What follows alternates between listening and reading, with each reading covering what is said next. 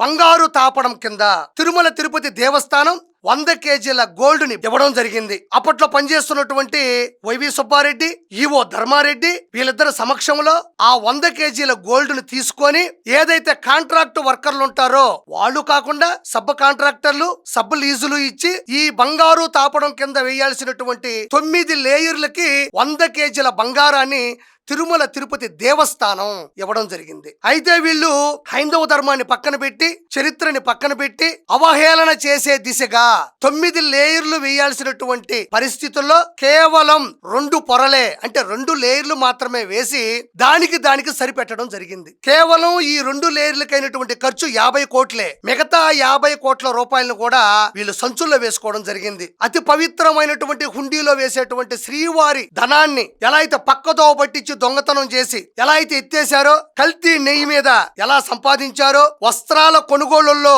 అవకతవకలు ఎలా జరిపారో అందులో ఇది కూడా చోటు చేసుకోవడం నేను ప్రత్యేకంగా చెప్పాలనిపిస్తుంది.